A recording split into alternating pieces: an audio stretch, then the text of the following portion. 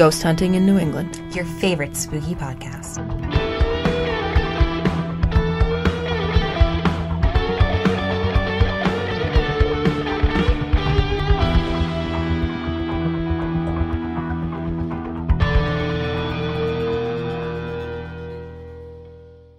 Hello and happy Wednesday. Welcome to this week's episode of Ghost Hunting in New England. Happy birthday to you. Happy birthday to you. Do we need to do this? Happy birthday, Will Fox, lead investigator of Long Island International. No, International? Wow, I got upgraded. Long Island Paranormal Research Group of. Oh, Jesus. I'm sorry. Anyway, yes, I am joined this week by my co-host in New York State, Will Fox, and tonight is his birthday. Happy birthday, Will. Thank you so much. I am so happy to be here reporting from the headquarters of the Long Island Paranormal Research Team Group International. Yes. Okay, well, happy birthday. And this week we are discussing something very interesting. So my friend Kat sent me a text message earlier this week. And she said, Amelia, if one were quarantined inside their home and their home was haunted, might they experience more activity than usual? To which I said, yes, I believe that they might. Because, in my opinion, ghosts tend to feed off of our energy. And if you were to acknowledge the ghost while in quarantine and you were thinking about it more often, it might give it more energy, and you might then experience more poltergeist or more hauntings than you typically would. Which led her to then ask another question. What does one do if they are social distanced inside of the ghost? So this week, we are welcoming to the show Shannon Collins. Shannon is a psychic investigator with the Long Island Paranormal Investigators, which she has been working with for 8.5 years. She's been into the paranormal her whole life because she had a deep desire to find out why she could communicate with spirits and others could not. So Shannon, welcome to the show. Hello. Hi. We're so happy to have you on. Thank you for having me. You are welcome. So you're a psychic medium, right? I am. And how old were you when you first discovered that you had this gift? I think my earliest recollection of it, I was probably about 6 or 7 years old. Wow. And I had some crazy things going on.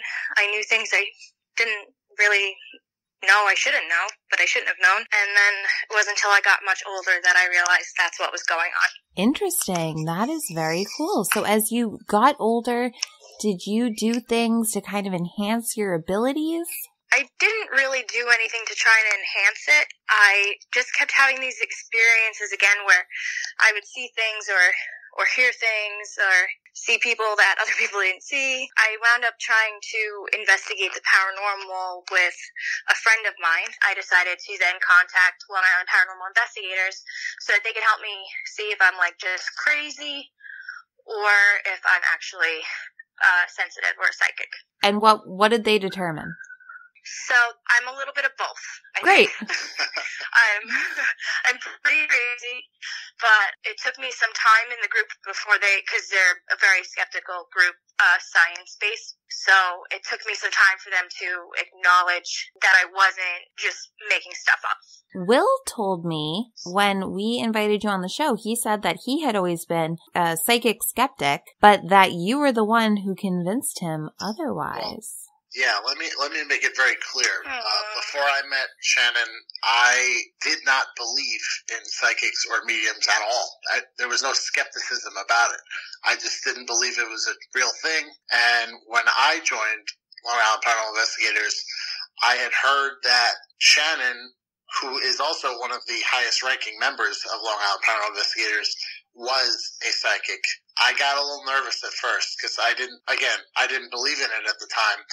But I wanted to, coming into this new group and this new experience, I wanted to be able to open my mind up to something that could potentially be proven true to me. Working with Shannon over the years now has become incredibly clear that not only are psychics and mediums real, but I have no question or doubt in my mind that Shannon truly has a gift. Cool. So let's say someone is quarantined with a spirit. What is your suggestion to them? How do they then find out, oh gosh, have I lost my mind? Am I just crazy because I've been stuck inside for 2 weeks? Or, there's actually something going on here? I think it depends on the situation. If somebody's quarantined with a spirit, we get most of our case requests in the wintertime because most people are stuck at home. If there's a snowstorm or the weather's cold, they don't really go out, and they start to notice a lot more things in their home that they didn't notice. A lot of it could be just explained away with, if they're hearing knocking sounds, it could be pipes or animals, or if they're having certain experiences that could be due to high EMF in the house, or God forbid, carbon dioxide, the bad one. Monoxide, yeah, that's monoxide. So there's different things that can create some types of hallucinations or nervousness or paranoia that could make you feel that way.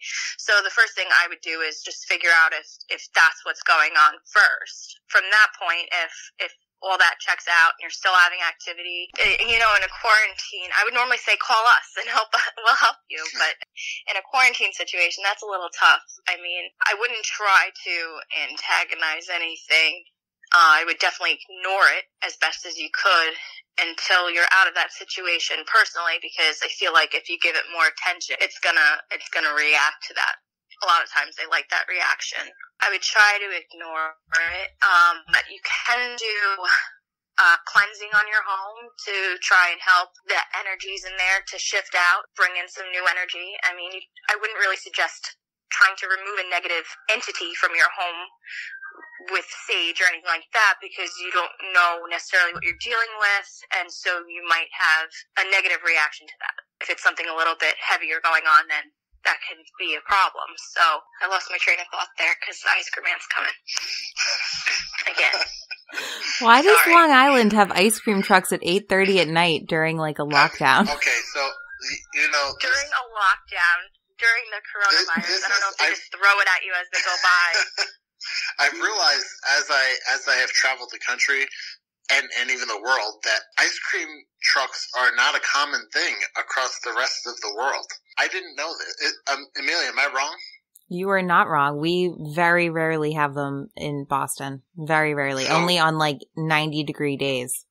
On Long Island, like pretty much as soon as you could go outside and not have to wear gloves, pretty much the ice cream truck's going to come by. It is not uncommon for Shannon to be encountering this negative entity out in the streets.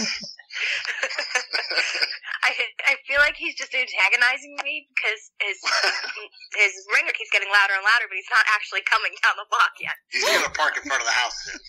I'm going to throw rocks at him. Oh, True New York style. Get out of here.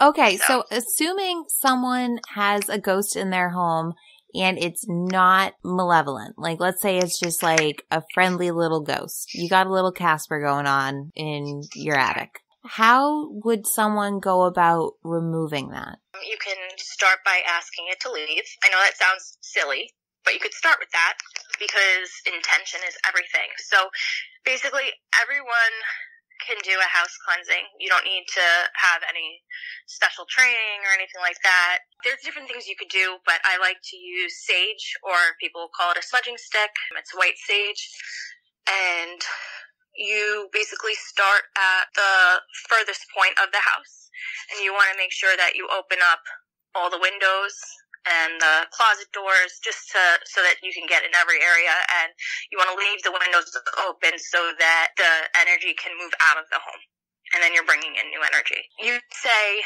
a little prayer. You could say something as easy as all is calm, all is clear, nothing bad may enter here.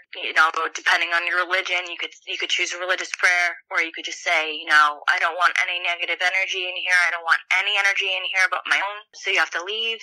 So you basically light this smudging stick. I also take a white candle. I light that. And I use Florida water. And you go from room to room. So starting from the furthest, and you do every inch, corner to ceiling of that room, and you just move it out. And you'll actually feel the energy lift in that area. And you might have to do it more than once per room, like as you're going around and feeling it out, just so that you can continue to push it out. Sometimes, like I said, it moves around, so you just want to make sure you're getting it out. They also have sage sprays that my friend Michelle at Long Island Paranormal Investigators makes herself. She's got a little shop called Sebastian's Nook. Hope that's okay that I dropped that in there. But oh yeah, support small business all day. She also makes so great soap. You can use sage spray as well. Yes, great soap. Take black salt. Black salt is good for keeping negative energies out. So what I do is, do the rooms. I would throw Florida water in there, say my little mom, and then move on to the next room. Once I'm done, we put black salt around the barrier of the room. I put it around the property line. I also will do the property line outside as well, just to keep that off. Generally, house cleansings, they can last forever, or they can last around 3 months. So it might take a few times to go back. I noticed that with the changes of the seasons, most people's activity will pick up again. Interesting. So, real quick, what is Florida water for people who don't know? I was going to ask the same question. Florida water is actually like a cologne, but it's like purifying. They call it like the witch's holy water, just purifying. It's good energy and stuff. So it's not just made in Florida, but that's what it's called. I mean, I'm over here. I guess I'm just dumb because that's immediately what I thought. Can people make it themselves, or do they have to buy it? I would probably buy it. I mean, Michelle could probably make it because she's good at stuff like that. But, if you know the ingredients, but yeah, you could buy it. You could buy it on Amazon or whatever. It's pretty cheap. All right. But it's been around a long time. You can buy black salt at like a local metaphysical shop, usually. You can buy black salt at the sea salt. Buy black salt at the grocery store. I got black salt in my kitchen. Yeah, but I feel like it's, you can make your own black salt. You take the sea salt and the ash from the sage and just, Yeah. Is that, wait, is that real? Is that like, you can just take sea salt and the ash from sage and that's it? Yeah, you could do that. Mm-hmm. Oh, wow. I didn't know it was that simple. Huh. It's pretty cool stuff. I like black salt. I feel like an immediate uplift in energy when I use that. You could also use, like I said, candles, white candles. I would stick with the sage and the salt for sure. Okay, but let's say you are just stuck inside. You can't get your Florida water. You can't get the black salt. You don't have any sage or crystals hanging around. What do you suggest for those people trapped with a ghost? Because I think it's fair to say that, like, most people that would encounter something like this would not be prepared for this. Correct. Like I said, intention is everything. If you know that you're not dealing with something malevolent, you can try and ask it to leave politely. You can try prayer. If you're a religious person, pray to St. Michael or somebody to have them removed from the home. It's tough to say without knowing, because every situation is different. It's not just reading it out of a book, you know what I mean? You just kind of have to go in with what you know. So if you're feeling that strongly, you gotta, flip out. Tell them, get the hell out. It's your house. You have to stand your ground. Because sometimes they don't know that they're dead. So they don't know that that's not their home anymore. And it's kind of harsh to say it, but you gotta tell them, get the hell out. This is my house now. You stand your ground, and that should help. I like it. I like it a lot. Yeah, I like it. And so if people are hanging out at home right now and they want something fun to do, how can they go about kind of enhancing their medium abilities? Definitely meditation. Meditation. If you're new at meditating, go on YouTube and pull up some guided meditations for enhancing your third eye or enhancing your psychic abilities. There's some short ones. Because when people are newer at it, they don't really sit still for that long to do it. Like the they expect it to be, like they expect it to just be, I'm in a trance or something. That's not really how it works. It's just a deep state of relaxation. But the more you open up your mind to it, and the more you work on meditating and opening up your third eye, a lot of people, what they say is to like picture You close your eyes, you want to kind of look upward towards the bridge of your nose. Imagine like purple light or whatever flowing through that area. And that'll help open up your third eye, you know. But meditation is definitely the way to go. I like it. Sure. Thanks. And so how many investigations would you say you have been on? Ooh, probably close to 200, I would think, or a little more. And what % of those would you say actually have a ghost there? I would say probably about 80%. Wow, that's pretty high. Yeah. That is pretty good. And I think that I'm lowballing it a little bit, to be honest with you. But, yeah, probably about 80%. That is nuts. What's crazy is that, like, most people say that, you know, most investigations will come up with no evidence and stuff like that. But most of the time we're talking about solid scientific evidence. That's not super often that we find that stuff. But Shannon, I could speak to her abilities to the point where she can walk into a place that we might not be able to detect or scientifically prove that something's there. But Shannon could definitely, like, feel and know and see and smell, hear, all these things. It would have to take us another time for us to come back and actually capture these spirits and all these things on actual equipment.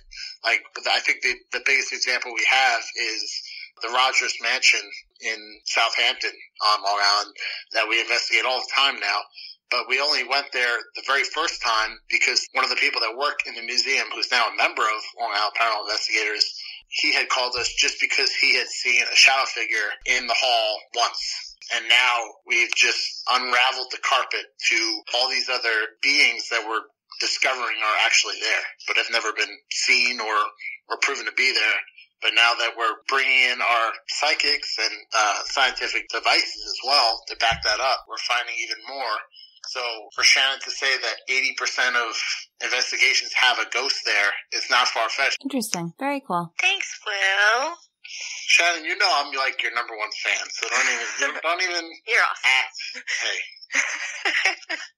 Thank you. All right. And thank you, Shannon, for being on the show today. That was great. I think we gave a lot of good tips and tricks to our listeners, and we really appreciate it. So thank you so much for being on. Thank you so much. I really appreciate the opportunity. It's been a lot of fun. Awesome. Thank you. And so if people want to reach out to you for more advice, how can they do that? They can email me at shannon@liParanormalInvestigators.com. They could reach out to me on Facebook. I'm on there, Psychic Medium Shannon Collins Cardnudo or something like that, along those lines. All right. Yeah. So now everyone knows how to go reach out to Shannon. And thank you so much for doing this. Thank you so much. You're Thank you, welcome. Shannon. I love you. I love you too. Stay safe. You too. All right. Bye. Bye. So that was awesome, Will. Thank you so much for having her on. That was really fun and informative. Like I said, Shannon is one of the very, very few psychic mediums that I 100% believe in because I've seen the results firsthand. Well, that's great. And to all of our listeners, if anyone is quarantined with a ghost, please write in and tell us all about your experience because I am dying to hear about them. And yeah, I think that's all I got for this week. Will, how about you? I think that's about it. Well, again, have a very, very happy birthday. Oh, thank you very much. And is there anything else you'd like to plug? Well, as always, you can reach me on Instagram, my personal Instagram, at Will_Fox_paranormal. You can reach the Long Island Paranormal Investigators at LIParanormalinvestigators.com. Our Long Island Paranormal Investigators Instagram is LI Paranormal Investigators.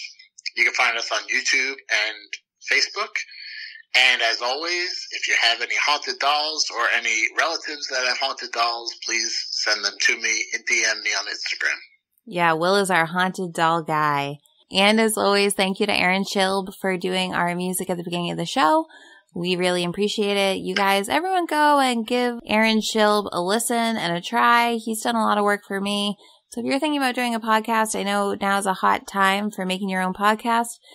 He's pretty affordable and he does a really good job. So go hit him up, aaronschilb.com.